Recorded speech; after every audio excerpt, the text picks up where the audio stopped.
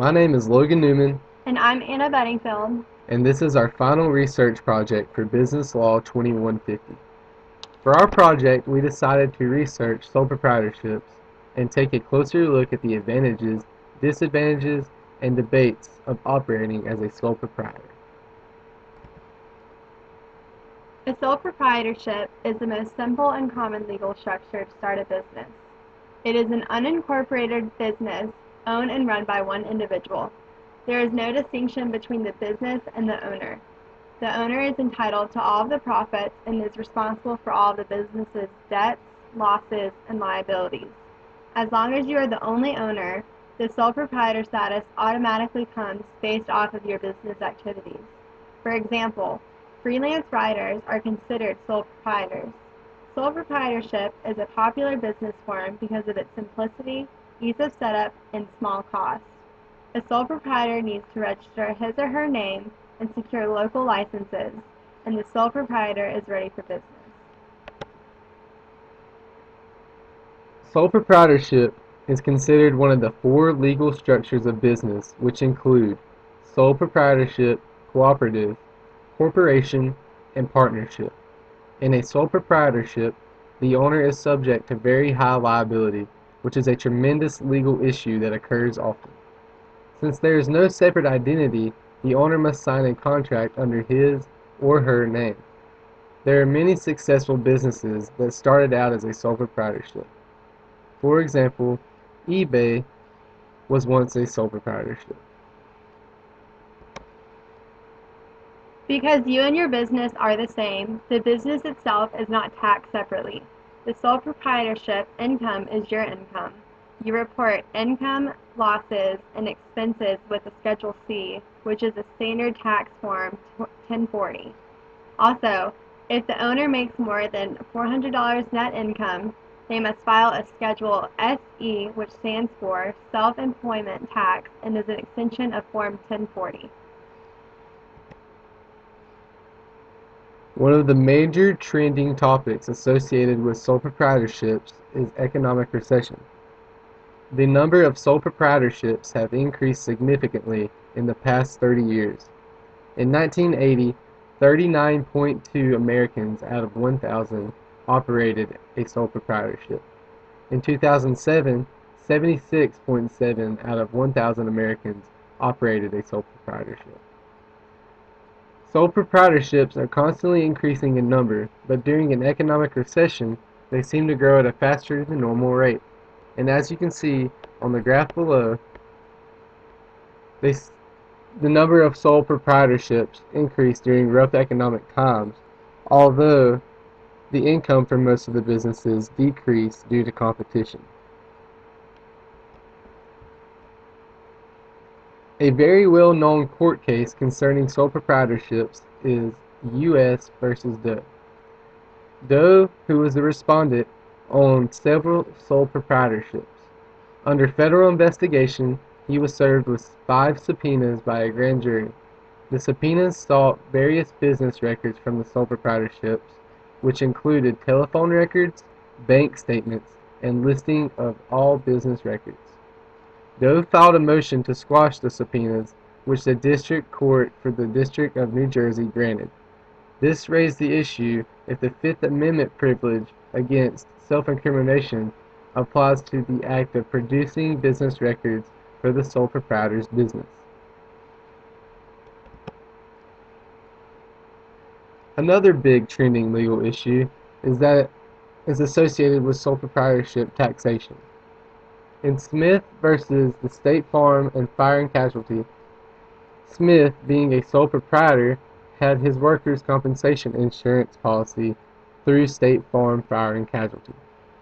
In their contract's terms of agreement, Smith, like any other sole proprietor, had a responsibility to file his taxes properly to the Form 1040, and if he did not, the contract was void. Sure enough, Smith was injured, and State Farm refused to pay because of Smith's improper filing of taxes that voided their contract. The court upheld State Farm's decision by stating that Smith's improper tax filing led to the qualities that lacked being a sole proprietorship? The legal issue we focus on for sole proprietorship is unlimited liability. This is a risky issue with sole proprietorships for many reasons. Since there is no legal separation between you and your company, your personal assets are at risk. If someone sues your company and wins, they also may have the right to go after your personal assets, such as your cars, home, money, etc. The owner of a sole proprietorship is strictly liable for all debts and actions of the company. All personal income is linked to the business. Because of the unlimited liability issue, investors are hesitant to invest in sole proprietorships because there is no personal asset protection and you also can't sell stocks. Also, since the business and owner are one legal entity, all of the business contracts are under the specific owner's name. In the case of a breach contract, the owner is held liable and is responsible for the appropriate litigation. Another issue with unlimited liability is the owner could be sued for any unlawful acts committed by any employee. The business owner must be held directly responsible for any losses, debts, or violations coming from the business. A hot topic in the world of sole proprietors is the Uniform Sole Proprietorship Act, which pushes for limited liability for sole proprietorships. This act gives proprietors the option of establishing themselves as a separate business entity. In whole, this would make sole proprietorships into one-person corporations where there is still one owner, but the assets are owned by the business as a whole. The USPA does have its benefits such as being able to establish the business's credit, being able to enter into separate leases, and the ability to open separate bank accounts, all in the name of the business. The Uniform Sole Proprietorship Act has fallen under harsh criticism due to people's belief that a person should not have the power to create a separate business entity that they have complete and utter control of.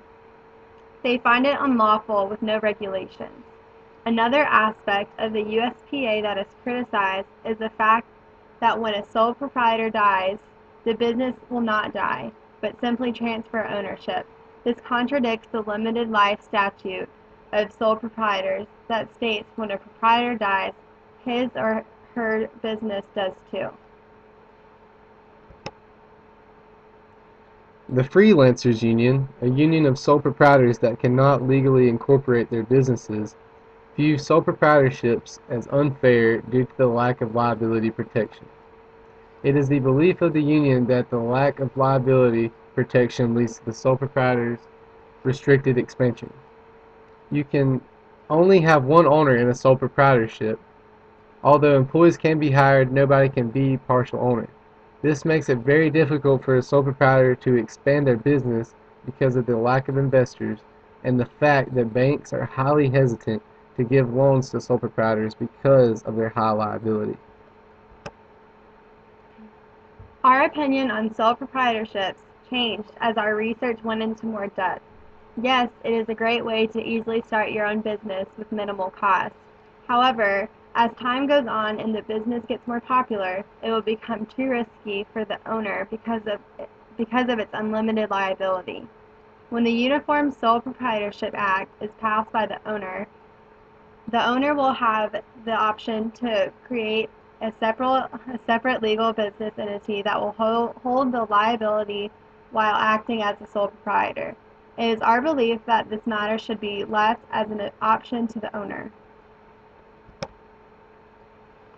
In conclusion, a sole proprietorship is the easiest and cheapest legal structure to start a business due to the minimal startup costs and lack of barriers to entry, such as there are no procedures to go through to start your own sole proprietorship. As we stated earlier, it is the belief of many that taxation is better with a sole proprietorship because of the lack of sophistication and the fact that the business is taxed solely on profits and losses with no incorporated tax rate. This means that sole proprietorships are taxed as little as possible. Something that may make one choose to incorporate their business is the fact that sole proprietors are held to unlimited liability for their business actions. This means that in the case of a lawsuit, the sole proprietor can lose all of his or her personal assets and damages.